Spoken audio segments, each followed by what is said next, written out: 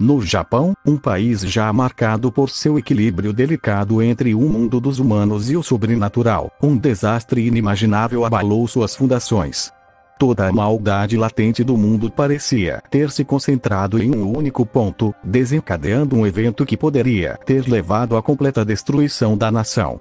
Mais de 1000 maldições se espalharam como uma praga pelas principais cidades, mergulhando a população em um caos profundo.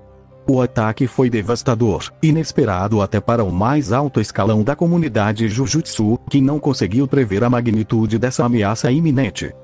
Em meio ao pânico e à desordem, uma guerra feroz eclodiu entre feiticeiros e maldições, um confronto de tal intensidade que o futuro do Japão esteve por um fio. Durante esse período sombrio, maldições poderosas, que se alimentavam do medo e do sofrimento humano, se espalharam como um incêndio incontrolável, destruindo tudo em seu caminho.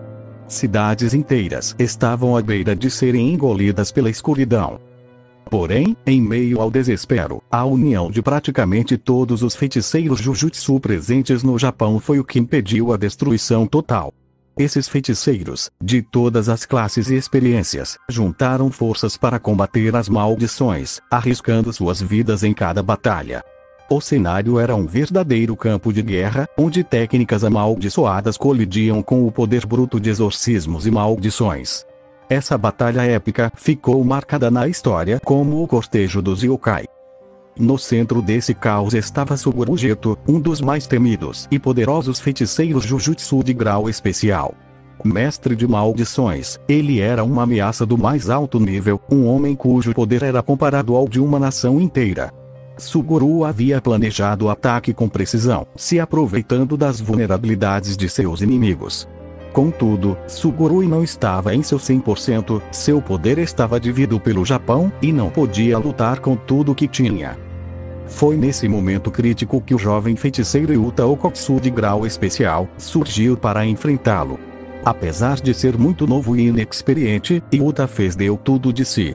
Para derrotar Suguru, ele formou um pacto com a própria rainha das maldições, Rika, criando uma conexão tão poderosa que transcendeu os limites de seu poder. Esse pacto veio com um preço alto, mas forneceu a Yuta o poder necessário para derrotar Suguru em um confronto final. E quando a poeira finalmente baixou, a ameaça de Suguru Geto havia sido neutralizada. Após a derrota do temido mestre de maldições, Suguru Geto, ele foi imediatamente capturado pelos feiticeiros Jujutsu. As autoridades o consideraram uma ameaça, e devido aos seus incontáveis crimes durante seus 11 anos como mestre de maldições, ele foi condenado à execução. No entanto, a decisão de tirar a vida de Suguru foi confrontada por ninguém menos que Satoru Gojo, o feiticeiro mais poderoso da era moderna e antigo amigo de Geto.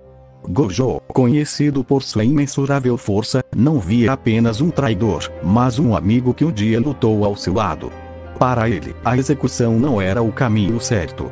No fundo, Gojo acreditava que havia uma chance, por menor que fosse essa chance de redenção para Geto. Ele não suportava a ideia de ver aquele que um dia foi seu parceiro ser eliminado sem uma segunda oportunidade.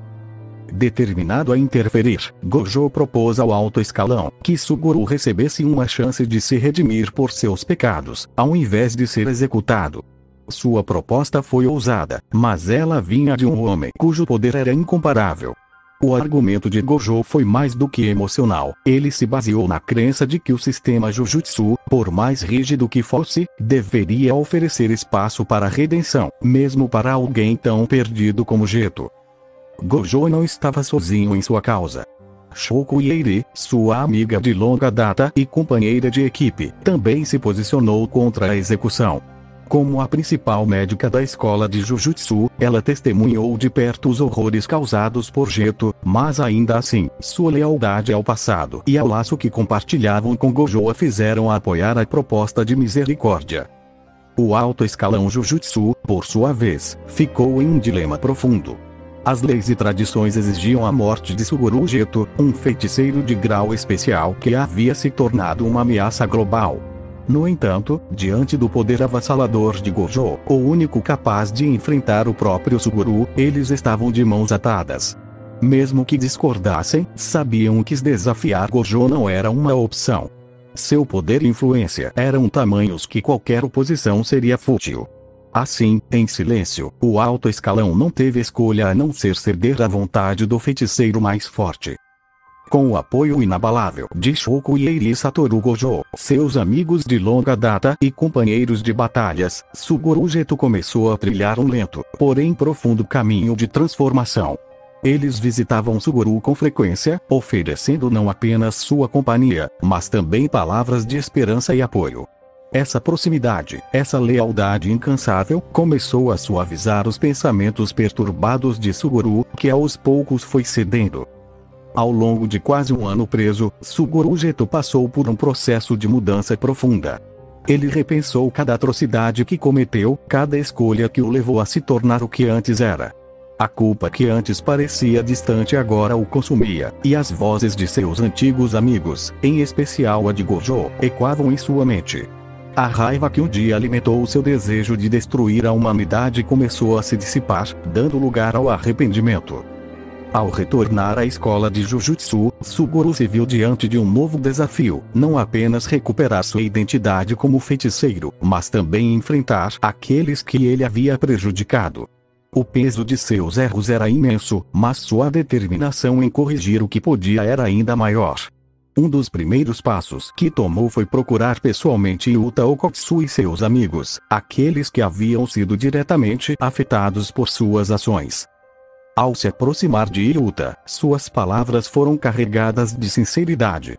Ele pediu desculpas não apenas pelo que havia feito, mas pelo sofrimento que causou a todos eles.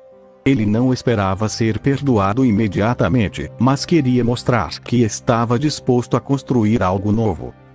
Para sua surpresa, Yuta, sempre de coração aberto e com uma compreensão amadurecida, aceitou suas desculpas. Ele percebeu que o homem à sua frente não era mais o mestre de maldições que ele havia enfrentado, mas sim o Suguru Geto que Satoru e Shoko sempre acreditaram que ele poderia voltar a ser. Esse ato de perdão marcou o início de uma amizade entre eles. E com o tempo, Suguru se tornou um grande amigo de Yuta. Apesar de sua redenção, Suguru Geto continuava a ser visto com desconfiança pelo alto escalão Jujutsu. Para aqueles que ocupavam as cadeiras do poder, ele ainda era uma bomba relógio, um homem cujas ações passadas haviam causado cicatrizes no Japão, e embora parecesse ter mudado, o medo de que ele pudesse mais uma vez perder o controle e mergulhar o Japão em outra guerra permanecia vivo. Contudo, o alto escalão sabia muito bem que suas mãos estavam atadas. Qualquer tentativa de confrontar ou punir Suguru Geto, agora seria mais do que um ataque a ele. Seria uma declaração de guerra contra Satoru Gojo, o feiticeiro mais poderoso da era moderna. O poder de Gojo era tão imenso que nem mesmo a união de toda a escola Jujutsu, ou até mesmo uma aliança com feiticeiros do mundo inteiro, seria capaz de derrotá-lo.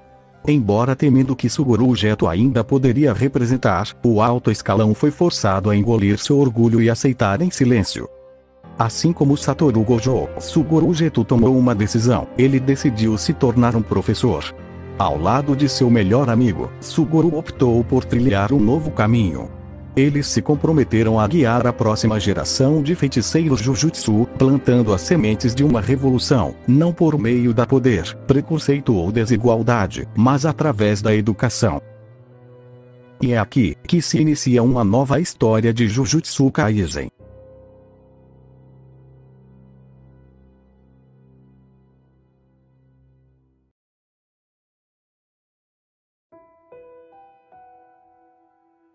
Era uma noite tranquila, o céu coberto por uma fina camada de nuvens, apenas o som distante de grilos e o vento suave cortando o silêncio.